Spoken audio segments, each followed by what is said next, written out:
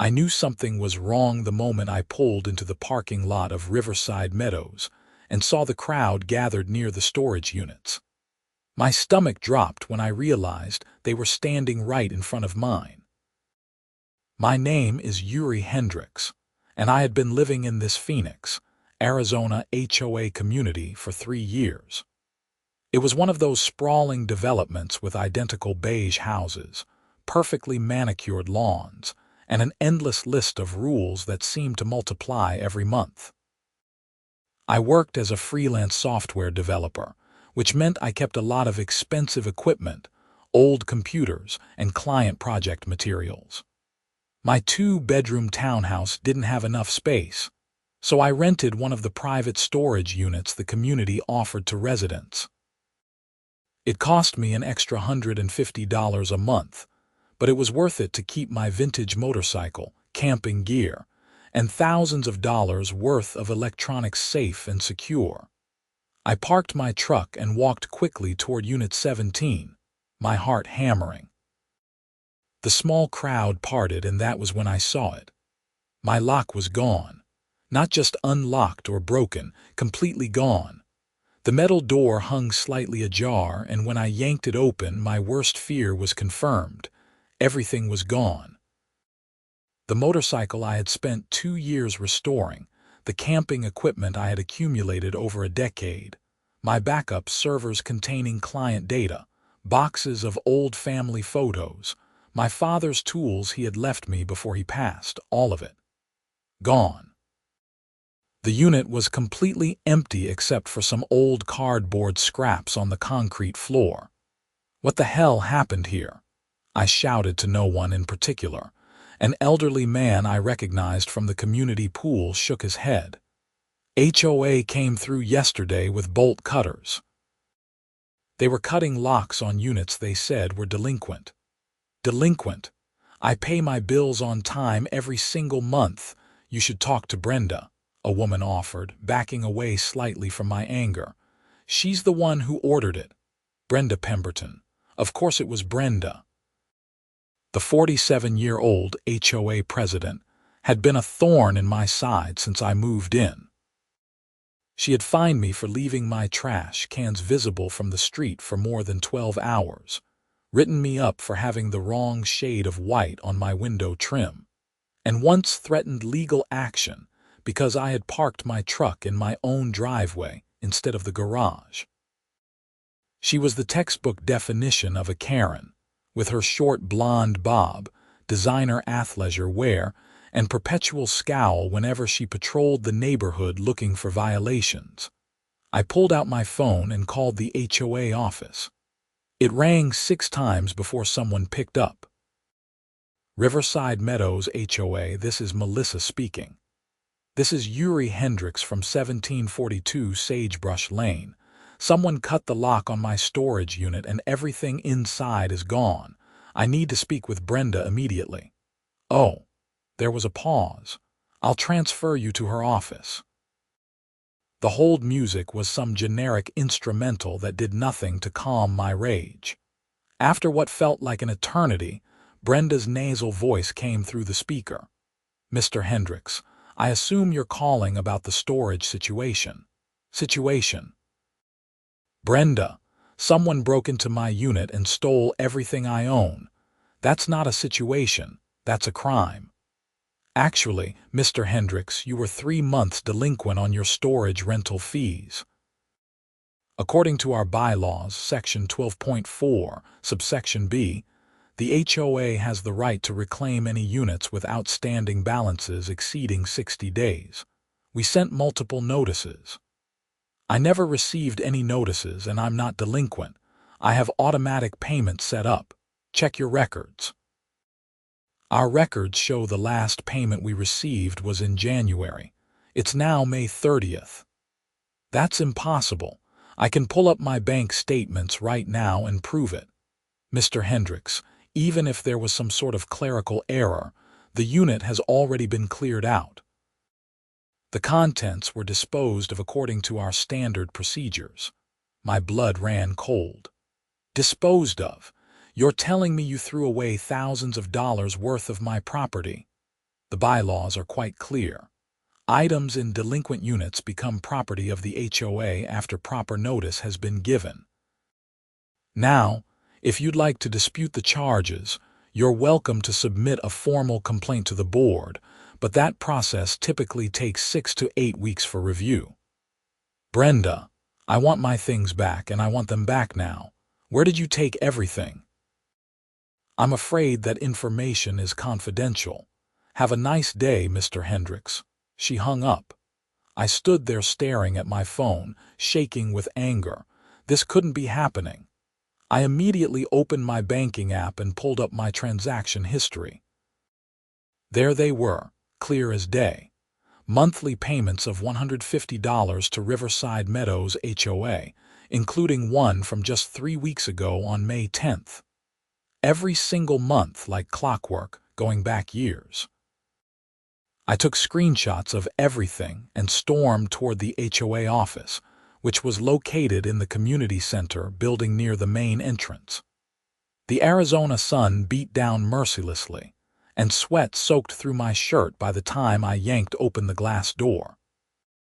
Melissa, the young receptionist, looked up nervously from her desk. Mr. Hendricks, I don't think I need to see Brenda now. She's in a meeting. I don't care if she's meeting with the President of the United States. She stole my property, and I'm not leaving until this gets sorted out. The door to the inner office opened, and Brenda emerged with that practiced smile that never reached her eyes.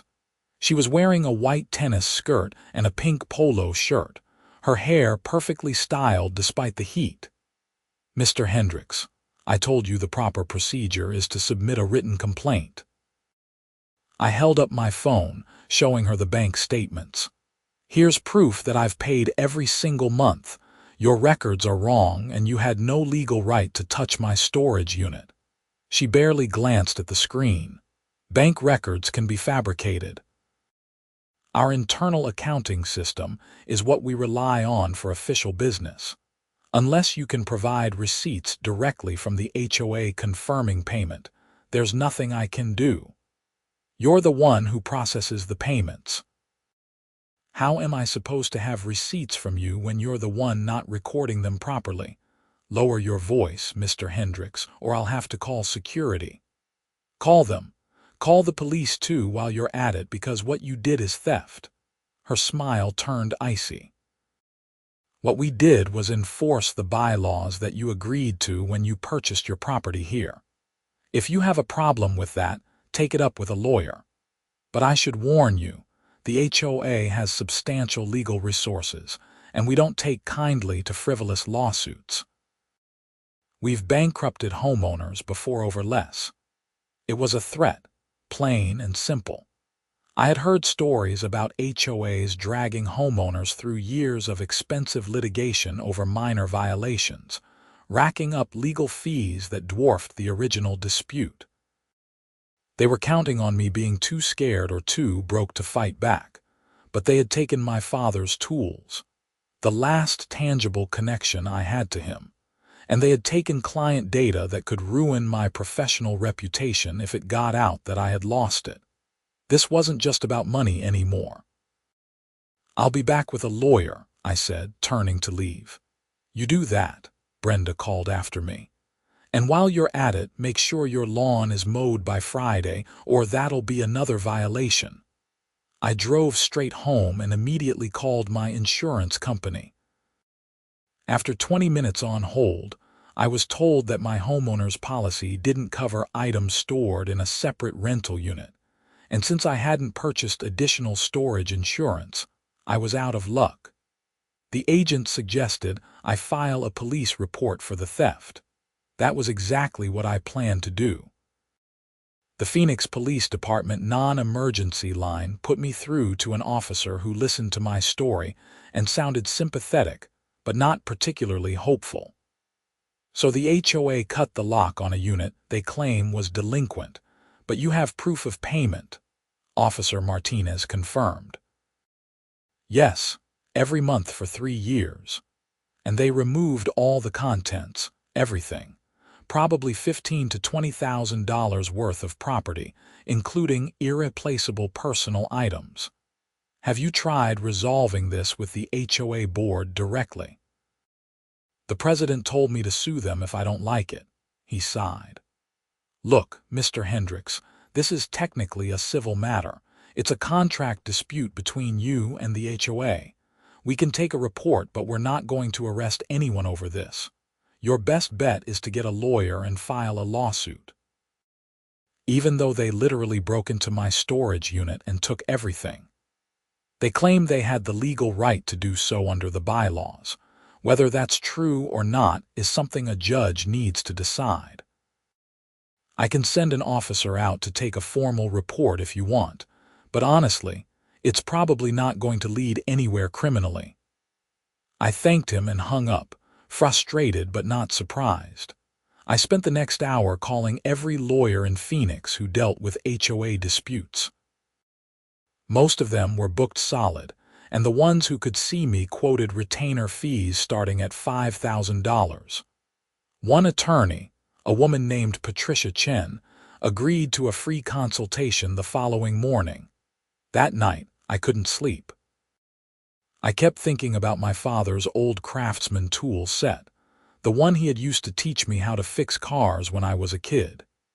He had died of a heart attack when I was 23, sudden and unexpected, and those tools were one of the few things I had kept. The thought of them sitting in some landfill made me sick. Around 2 in the morning, I had an idea. The storage units were supposed to have security cameras. I had seen them mounted on the buildings when I first rented the unit. If the HOA had cleared out my stuff, it would be on video. That was evidence. I grabbed my laptop and sent an email to the HOA requesting access to the security footage from the storage area for the past week. I cited Arizona's public records laws and my right as a homeowner to review community security measures. I sent it to Brenda, the general HOA email, and every board member whose contact information I could find on the community website. The response came at 8 the next morning, just as I was getting ready to drive to the lawyer's office. It was from Brenda, and it was predictably unhelpful. Mr. Hendricks, security footage is not available to individual homeowners for privacy reasons. If you have a legitimate legal concern, you may petition the board in writing, and we will consider your request at our next quarterly meeting in August. 3 months away. Of course. Patricia Chen's office was in a small professional building in downtown Phoenix. She was in her mid-50s, with graying hair pulled back in a bun and sharp, intelligent eyes. Her office walls were covered with framed certificates and what looked like newspaper clippings about HOA cases she had won. I laid out the entire situation for her, showing her my bank statements, the emails from Brenda, and the photos I had taken of the empty storage unit.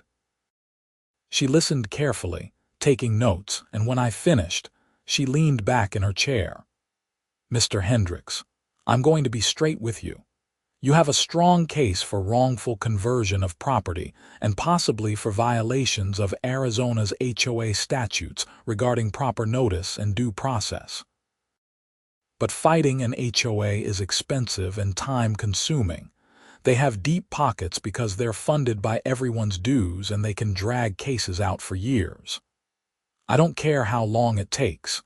They took my father's tools. She nodded slowly. I understand. Here's what I recommend. First, we send a formal demand letter requesting the return of all property or compensation for its value, along with proof that they actually sent you the delinquency notices they claim to have sent. Second, we file a complaint with the Arizona Department of Real Estate, which oversees HOAs in this state. Third, if they don't respond appropriately, we file a lawsuit for damages and injunctive relief. How much is this going to cost me? My retainer is $4,000. After that, I bill at $300 per hour. A case like this could run you anywhere from 10 to 30,000 in legal fees, depending on how hard they fight. I felt my hope deflating. I didn't have that kind of money sitting around, especially not after losing all my equipment. She must have seen my expression because she added, "However, if we can prove they acted in bad faith, we can seek to recover attorney's fees from the HOA. And if this is part of a pattern of behavior, we might be able to get other homeowners to join in a class action, which would spread the costs."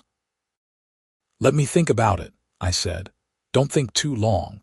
In Arizona, you generally have 2 years to file for property damage, but the sooner you act, the better your chances of actually recovering anything." I left her office feeling overwhelmed. I didn't want to spend my life savings fighting Brenda Pemberton, but I also couldn't just let this go. On the drive home, I stopped at my neighbor's house. Greg Thompson was a retired contractor who had lived in Riverside Meadows since it was built. If anyone knew the history of the HOA's shady dealings, it would be him. Greg was in his garage working on a table saw when I pulled up. He was a big guy in his 60s with a gray beard and permanently grease-stained hands. "Yuri, haven't seen you around much lately. How's business?" "Been better, Greg. Can I ask you something about the HOA?" His expression darkened immediately. "What Brenda do now?" I told him the whole story. By the end, he was shaking his head in disgust. "That woman is a menace. You know she tried to fine me last year because my garage door was open past 8 p.m. Said it was an eyesore.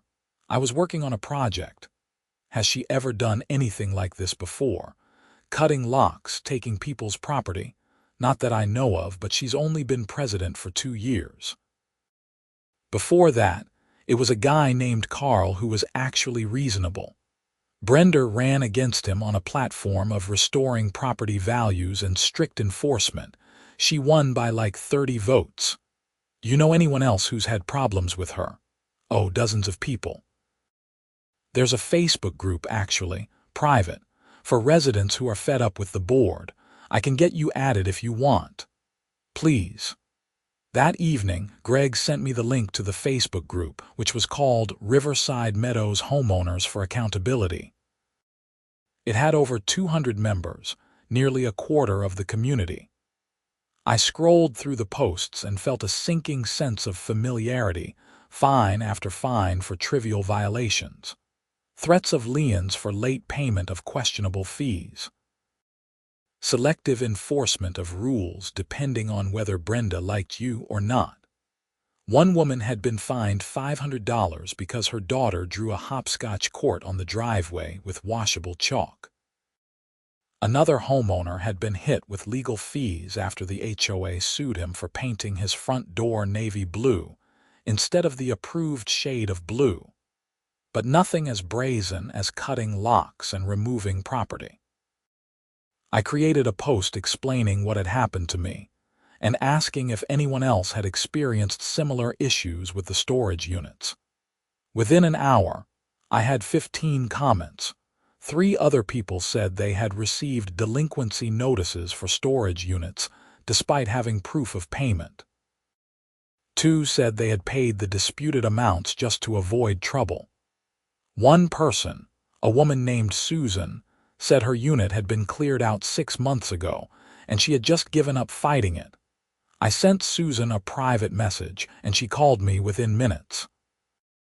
"They did the exact same thing to me," she said. Her voice was tired. "Claimed I owed 3 months of back rent, cut my lock, took everything. I had Christmas decorations in there, some of my kids' old toys I was saving for my grandkids, photo albums from my wedding. All gone." "Did you try to fight it?" I talked to a lawyer. He said it would cost more to sue than what I lost, so I should just let it go. I ended up paying the HOA the back rent they claimed I owed just to get them off my back, even though I knew I didn't owe it. "How much did they say you owed?" $450, 3 months at $150 per month, the same as me. "Susan, what if we could prove they're doing this on purpose? claiming people are delinquent when they're not, then taking their stuff. How would we prove that? The security cameras. They have to have footage of them clearing out the units. If we could get that footage, we'd have evidence of everything they took. They'll never give it to you. Maybe not voluntarily, but if we file a lawsuit, we can subpoena it. She was quiet for a moment. If you're serious about fighting this, I'll back you up. I'll testify, provide my records, whatever you need. I'm so tired of Brenda thinking she can do whatever she wants. Over the next few days, I connected with the other homeowners who had reported similar issues. In total, I found 7 people who claimed the HOA had falsely accused them of being delinquent on storage rentals, and 4 whose units had been cleared out. Combined, we were talking about tens of thousands of dollars in stolen property. I called Patricia Chen back and told her what I had found. "This changes things," she said immediately.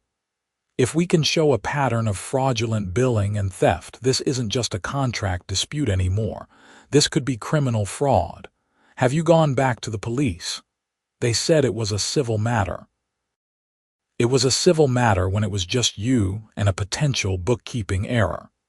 If the HOA is systematically falsifying delinquencies to steal property from multiple homeowners, that's organized theft. Try again.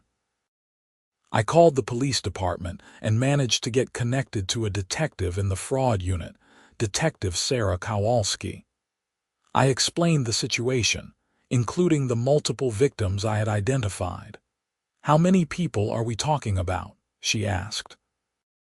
"At least 7 confirmed, possibly more who haven't come forward. And you have documentation, bank records showing payment. Everyone has bank records, and the HOA refuses to provide their accounting records or security footage. Okay. Send me everything you've got. Statements from the other victims, bank records, emails, all of it. I'll look into it, but I can't promise anything." I spent the entire weekend compiling evidence. Each victim sent me their bank statements showing regular payments, along with written statements describing what had been taken from their units. Susan had kept every email the HOA had sent her.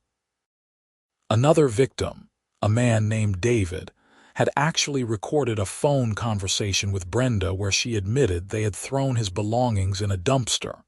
On Monday, I sent everything to Detective Kowalski in a massive email with 19 attachments. Then I waited. Days passed. I threw myself into work to distract myself, but it was hard to focus. I had lost backup drives containing client projects, which meant I had to reconstruct months of work from scratch. I sent embarrassing emails to clients explaining that I had experienced a theft and was working to recover their data from cloud backups.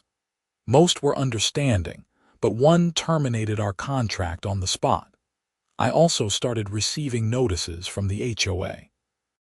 First, a fine for keeping my garbage cans visible from the street, then a warning about a small patch of dead grass in my front lawn, then a violation notice because my house number wasn't centered properly on my mailbox post. Each one came with a $25 fine and a threat of further action if not corrected within 7 days. Brenda was retaliating, and she wasn't subtle about it.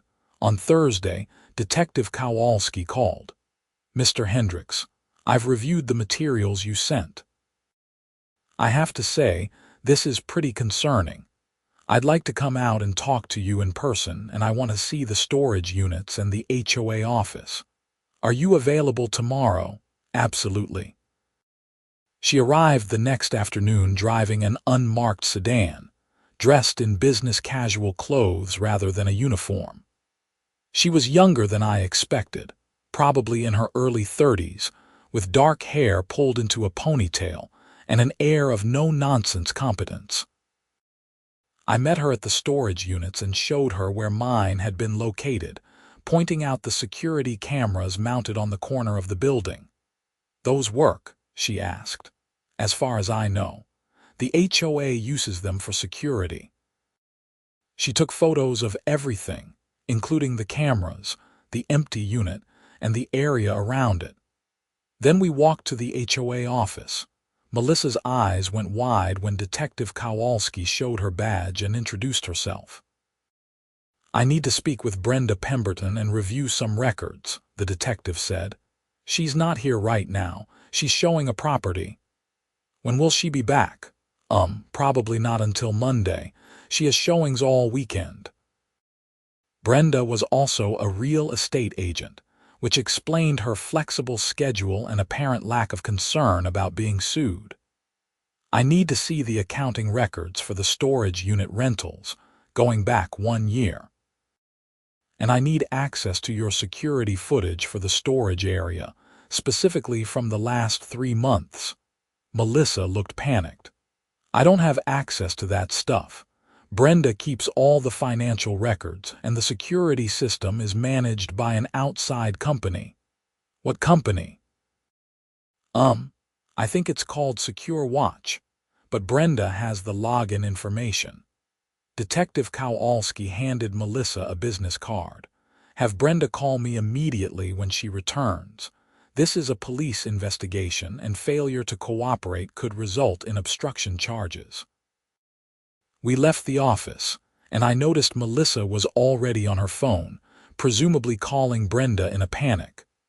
"What happens now?" I asked. "Now I need to get a warrant for those records and that footage. Based on what you've shown me, there's probable cause to believe fraud has been committed. The problem is, getting a warrant takes time, and your HOA president is going to lawyer up the moment she hears the police are involved." "How much time?" "Few days, maybe a week. I'll push it through as fast as I can." That evening I got an email from Brenda. It was brief and professional. "Mr. Hendricks, it has come to my attention that you have made false accusations to law enforcement regarding the HOA's legitimate enforcement actions. This is defamatory and constitutes harassment.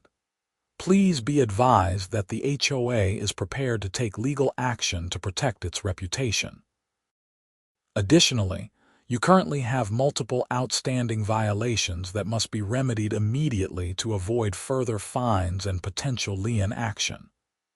I forwarded it to both Detective Kowalski and Patricia Chen. Patricia called me immediately. "This is a classic intimidation tactic. Don't respond to her. Don't fix the violations. Don't engage at all.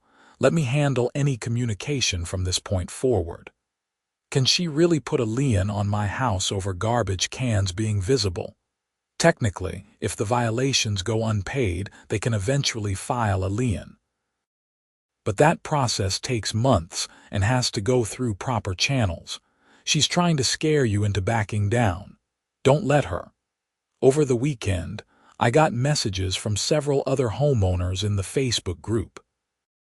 Word had spread that the police were investigating, and more people were coming forward with stories of questionable fines, missing payments that the HOA claimed were never received, and aggressive enforcement actions. One man, Robert, sent me a particularly disturbing message. 3 years ago, my mother lived here. She was elderly, starting to get dementia. The HOA fined her repeatedly for little things she forgot to do, like bringing in her trash cans or trimming a bush. The fines added up to thousands of dollars. When she couldn't pay, they put a lien on her house. She ended up having to sell and move into assisted living. I always thought it was my fault for not helping her more, but now I'm wondering if they targeted her because she was vulnerable. I shared this with Detective Kowalski, who added it to her case file. On Tuesday, she called with an update. "I got the warrant. We're executing it tomorrow morning at 9 a.m. I wanted to give you a heads up. Can I be there? You can watch from a distance, but you can't interfere. This is official police business." I barely slept that night. At 8:30 the next morning, I positioned myself in my truck across the parking lot from the HOA office with a clear view of the entrance. At precisely 9 a.m., Detective Kowalski arrived with two uniformed officers and a woman carrying a laptop who I assumed was some kind of tech specialist. They entered the building, and I could only imagine the scene inside. I saw Melissa through the window, gesturing frantically. About 10 minutes later, Brenda's silver Mercedes pulled into the parking lot, and she practically ran into the building, her phone pressed to her ear. For the next 3 hours, I watched as the police went through the office. They carried out several boxes of what looked like files and records. The tech specialist spent a long time working on a computer inside. At one point, Brenda came out and stood in the parking lot, talking rapidly to someone on her phone. She looked furious. Finally, Detective Kowalski emerged and walked over to my truck. "We've got the records and the security footage. I can't tell you much right now because it's an active investigation, but I can tell you this. Your instincts were right. There are some significant discrepancies in their accounting, and the security footage is very interesting." "What does that mean?" "It means we're not done. I'll be in touch." She left, and I watched as Brenda glared daggers at me from across the parking lot before storming back inside. 2 days later, Detective Kowalski asked me to come to the police station. I was ushered into a small conference room where she had a laptop set up. "I want to show you something," she said, pulling up a video file. "This is from the HOA's security system. It's footage from May 28th, 2 days before you discovered your unit had been cleared out." The video showed a wide-angle view of the storage units. The timestamp said 10:15 a.m. I watched as a white pickup truck backed up to my unit. 2 men in jeans and T-shirts got out, and then Brenda appeared in the frame. She was pointing and directing them. One of the men produced a large bolt cutter and snapped my lock off with one clean cut. My heart pounded as I watched them open the door and start removing my belongings. My motorcycle, the boxes of electronics, the camping gear, everything went into the truck. The whole process took about 40 minutes. When they were done, Brenda inspected the empty unit, nodded in satisfaction, and they drove away. "I want you to pay close attention to this next part," Detective Kowalski said. She fast-forwarded the footage to later that same day, around 3 p.m. The same truck returned. The men unloaded several items, my motorcycle, some of the electronics boxes, and a few other pieces, but not everything, maybe a third of what they had taken. "Where did they go with my stuff in between?" I asked. "That's what we wanted to know too." So we pulled footage from other cameras around the complex. She opened another file. This one showed the main entrance gate. The timestamp was 11:45 a.m. on the same day. The white pickup truck exited the complex, and the footage was clear enough to read the license plate. We ran the plate.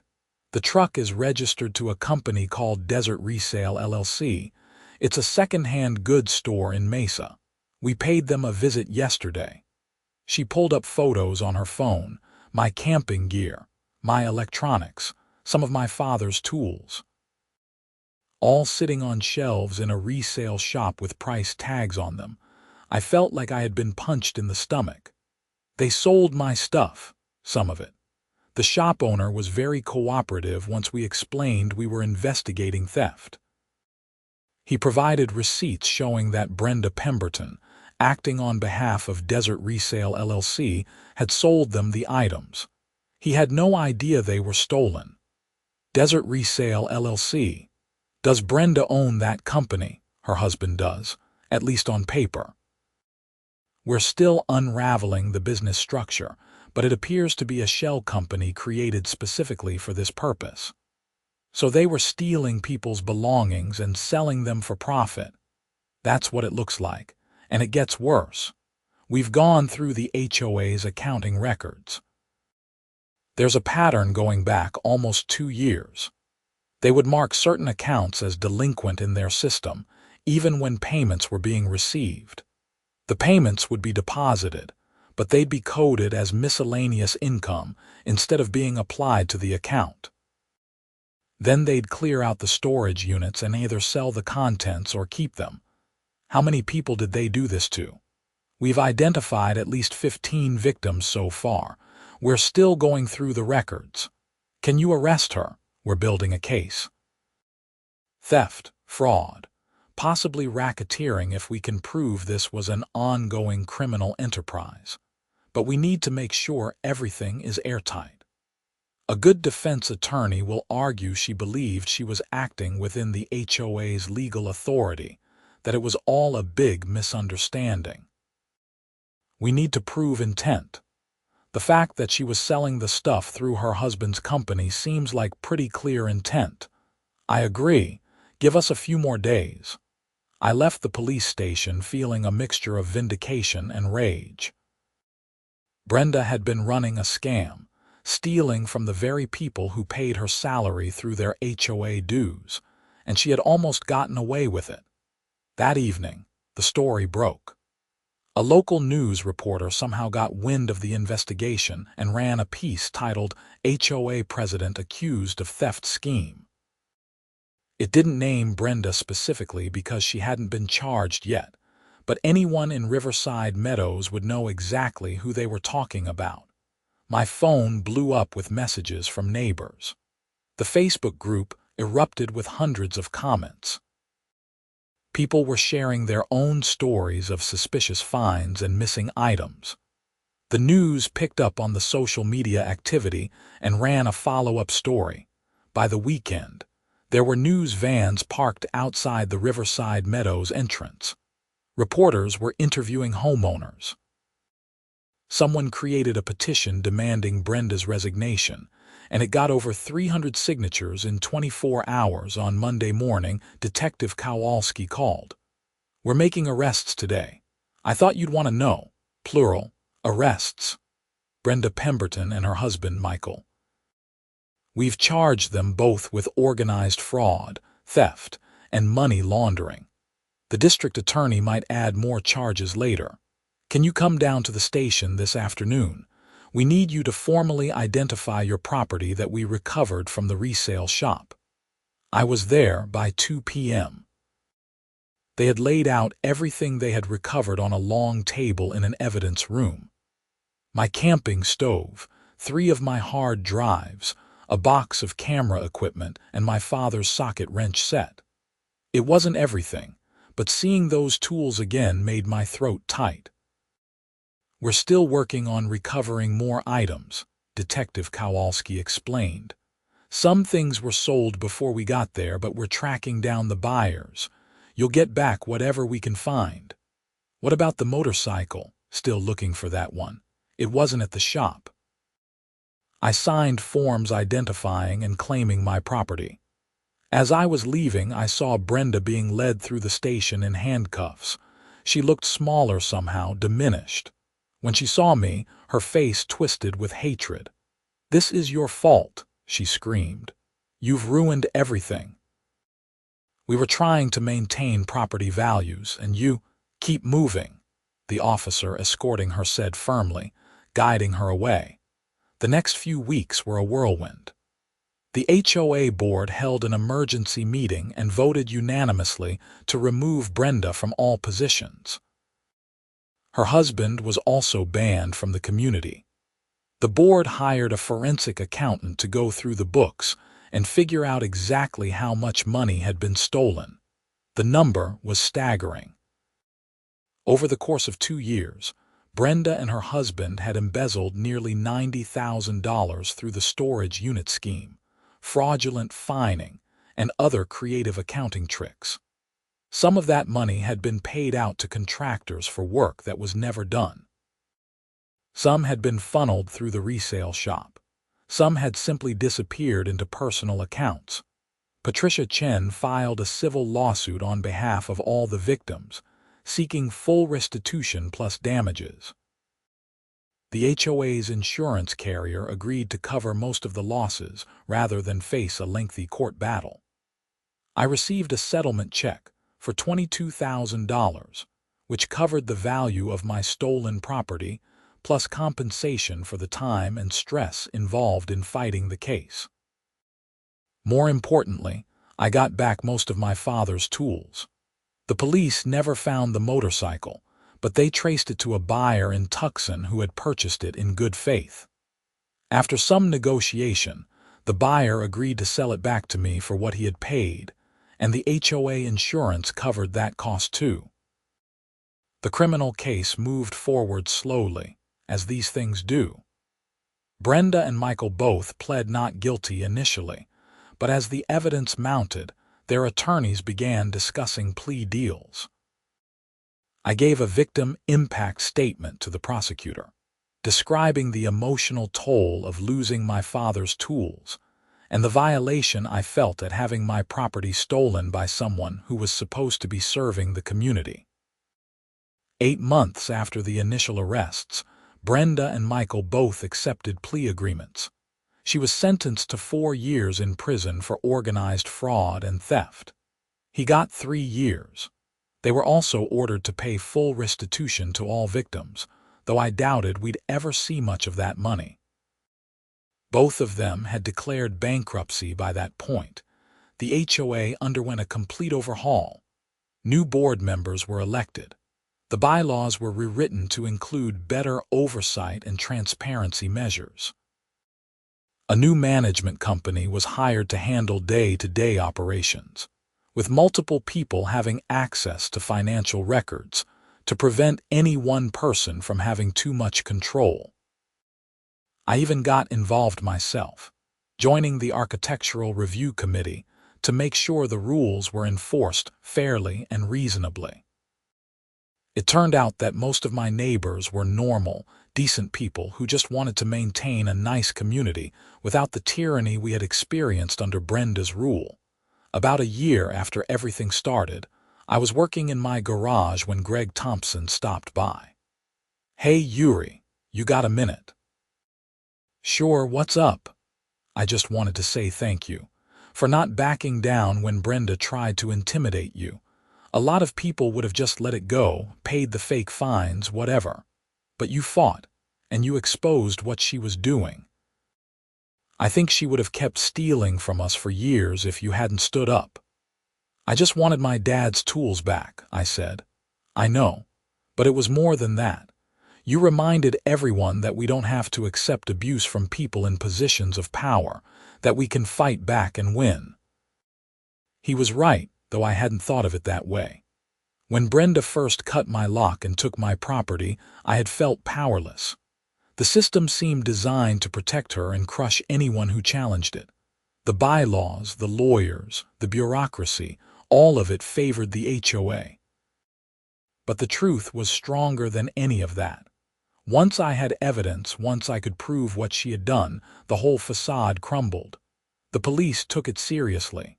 The courts took it seriously. My neighbors took it seriously. I still drive past the storage units sometimes. They've been renumbered and reorganized now, with new locks and a new management system. There's even a sign explaining the updated rental procedures and where to direct questions or concerns. Unit 17, my old unit, is rented by a young couple who just moved in. I don't think they know its history, and that's probably for the best. It's just a storage unit now, not a crime scene. My father's tools sit in my garage, organized on the pegboard just like he used to keep them. Sometimes when I'm working on a project, I'll grab his old wrench and remember him teaching me how to change oil or replace brake pads. Brenda tried to take that away from me, tried to profit off my memories. She failed. The last I heard, she was serving her sentence at the Perryville prison complex in Goodyear, about 30 miles from Riverside Meadows. I imagine she has a lot of time to think about her choices. I hope she understands that what she did wasn't about enforcing rules or maintaining property values. It was theft, pure and simple. She stole from people who trusted her, who paid her salary, who believed she was working in their best interests, and she got caught. As for me, I learned some important lessons. I learned that standing up for yourself is worth it, even when it seems impossible. I learned that documentation is everything, that you should always keep records and receipts and proof of payment. I learned that there are good people in law enforcement who will take your concerns seriously if you present them with evidence. Most importantly, I learned that communities are only as good as the people who get involved and speak up. For too long, everyone at Riverside Meadows had complained privately about Brenda's overreach, but nobody wanted to be the one to challenge her. They were afraid of fines, afraid of lawsuits, afraid of being targeted. Fear is what people like Brenda count on. They use the rules as weapons, hiding behind bylaws and procedures while they abuse their power. They make you think you're alone, that nobody else has problems, that if you just stay quiet and pay your fines, everything will be fine. But you're not alone. And staying quiet doesn't make things fine. It just lets the abuse continue. The Facebook group that started as a place for people to vent their frustrations became something more after Brenda's arrest. It transformed into an actual advocacy organization, with regular meetings and a formal structure. We now have members who attend every HOA board meeting to keep an eye on things. We review the financial statements every quarter. We vote as a block in board elections to make sure reasonable people get elected. Riverside Meadows isn't perfect. We still have rules about lawn maintenance and house colors and where you can park your car. Some people still think those rules are too strict, and some people think they're not strict enough. But there's a difference now. The rules are applied fairly. The enforcement is transparent. Nobody is stealing from us. That's all I ever wanted. Not to destroy the HOA or eliminate all rules, just to be treated fairly. To pay my fees and have them actually credited to my account. To store my belongings without worrying that someone would cut my lock and sell my stuff. It shouldn't be a lot to ask. But in the world of homeowner associations, where petty tyrants can reign for years without oversight, sometimes you have to fight for basic decency. I think about the other victims sometimes, especially Susan and the man whose elderly mother lost her house. Susan got her settlement and moved out of Riverside Meadows entirely. She told me she couldn't stand to live there anymore after what had happened. I understand that feeling. Robert, whose mother had been fined into selling her house, received a substantial settlement from the insurance company. He told me he put it toward her care at the assisted living facility. It didn't undo the damage, didn't give her back the years she could have stayed in her own home, but at least it was something. At least Brenda faced consequences. That's what justice is, really. Not revenge, not punishment for its own sake, but consequences. Accountability. The understanding that actions have results and you can't just abuse people without eventually answering for it. The civil case also revealed something I hadn't expected. When the forensic accountant went through the books, they found that Brenda had been paying herself a salary of $75,000 a year as HOA president. The bylaws specified that board positions were volunteer only, but she had created a separate community manager position and appointed herself to it, then voted herself that salary in a board meeting where she was the only member present. Nobody had noticed because she also controlled the financial reports that were distributed to homeowners. She simply didn't include her salary in the budget breakdowns. It was only when an independent accountant reviewed the actual bank records that the fraud became apparent. $75,000 a year, plus whatever she made selling our stolen property, plus the kickbacks from contractors who billed for work they never performed. She had turned being HOA president into a six-figure criminal enterprise. And she probably would have kept going if she hadn't gotten greedy with the storage units. If she had just stuck to the kickbacks and the salary fraud, nobody would have noticed. But stealing people's physical property, things they could see and touch and remember, that crossed a line that couldn't be ignored. My motorcycle was eventually recovered, though in pieces.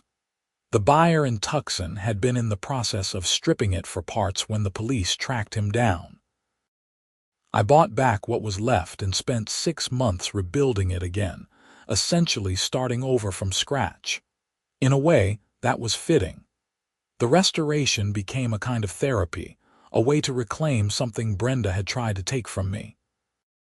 When I finally got it running again, I took it out for a long ride through the Arizona desert, the hot wind in my face and the sun beating down. I rode past gated communities and HOA developments, past rows of identical houses with their perfect lawns and approved color schemes. I thought about all the people living behind those walls, paying their dues, following the rules, trusting that the people in charge had their best interests at heart. Most of the time, they probably do. Most HOA board members are regular people trying to maintain their property values and keep the neighborhood nice. They're volunteers doing a thankless job, dealing with complaints about barking dogs and unkempt yards, trying to make everyone happy, even though that's impossible. But some of them, a small minority, see it as an opportunity, a chance for power, for control, for profit.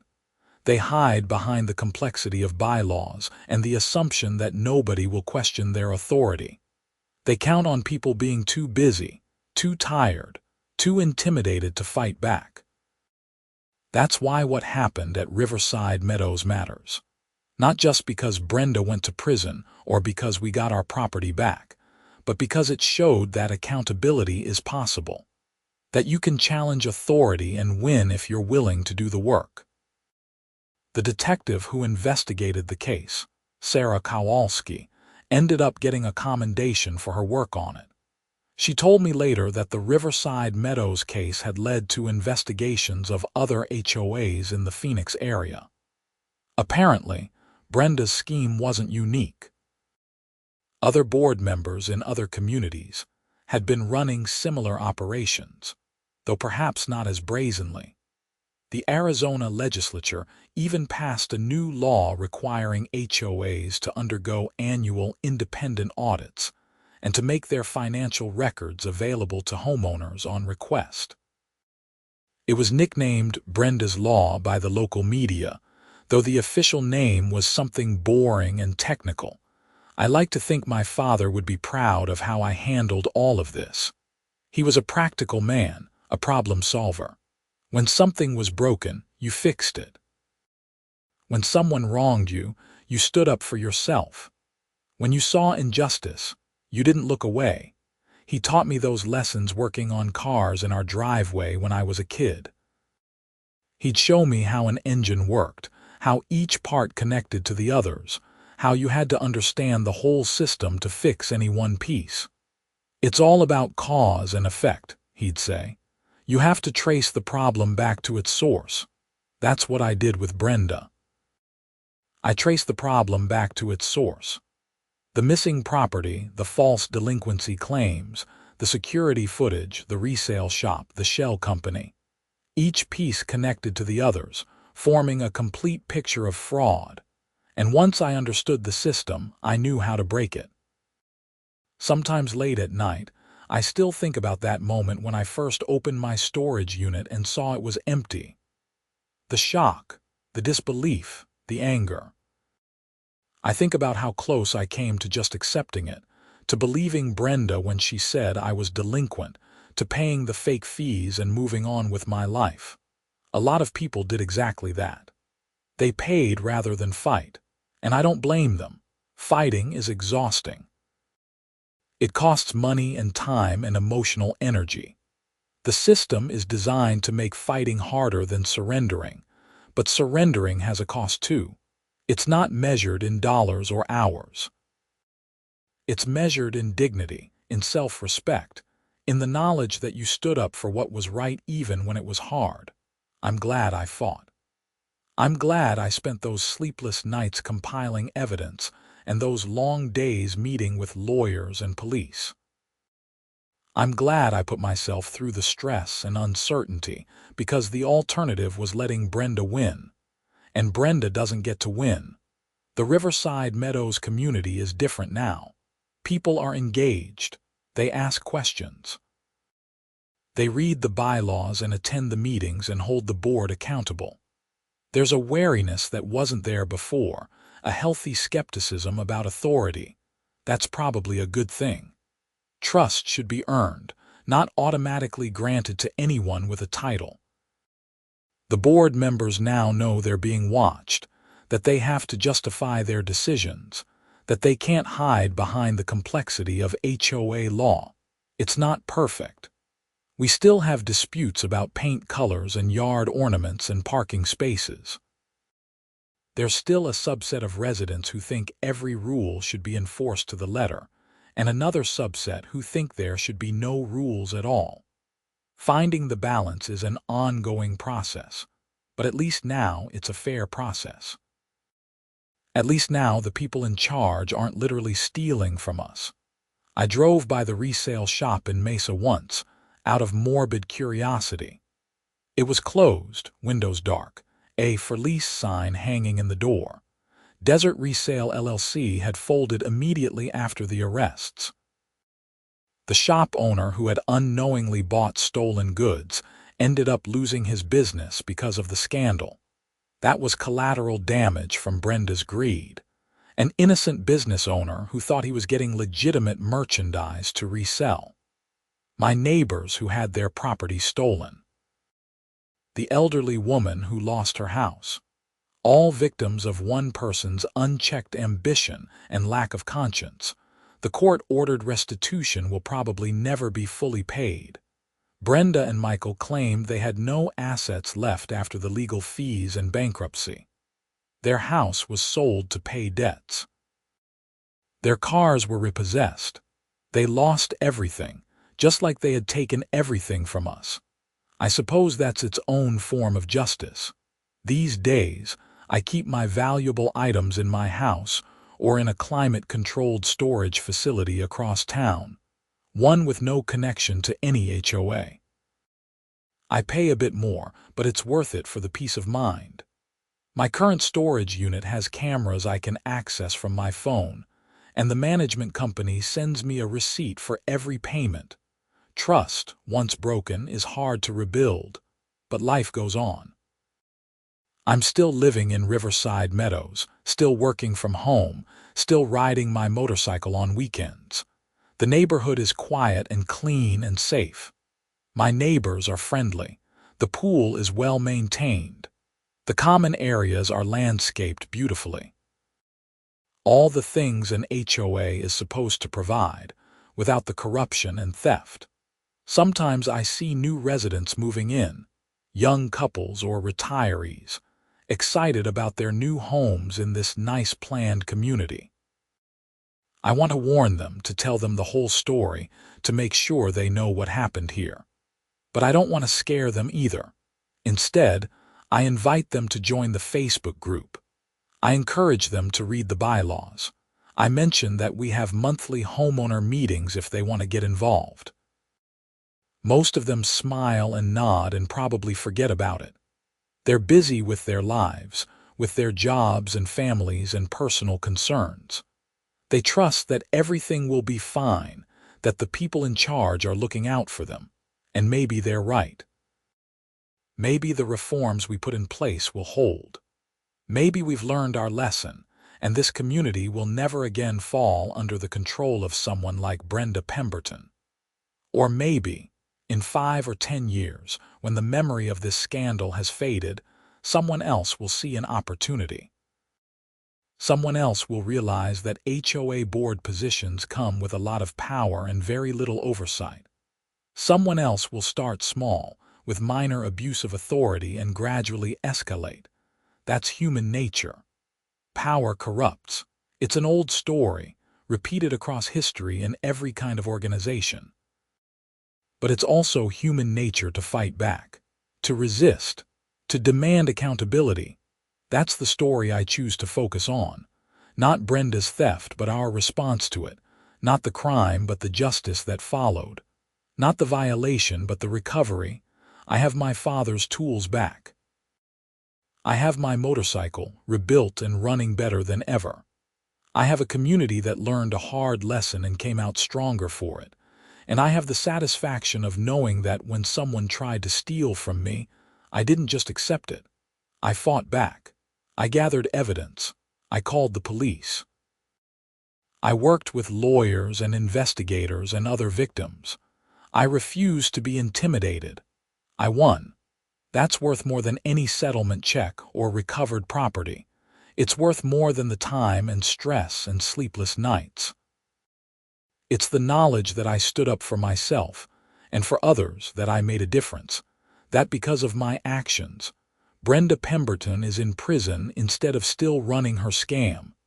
Every time I walk past those storage units, I think about that. Every time I use one of my father's tools, I remember. Not just what was taken, but what was recovered. Not just the crime, but the consequences. Justice isn't always perfect. It's often slow and incomplete and frustrating, but it's possible. And sometimes, if you're willing to fight for it, you can actually win. That's the real story here. Not that an HOA president stole from her community, but that when she did, someone noticed. Someone cared. Someone fought back, and in the end, justice prevailed.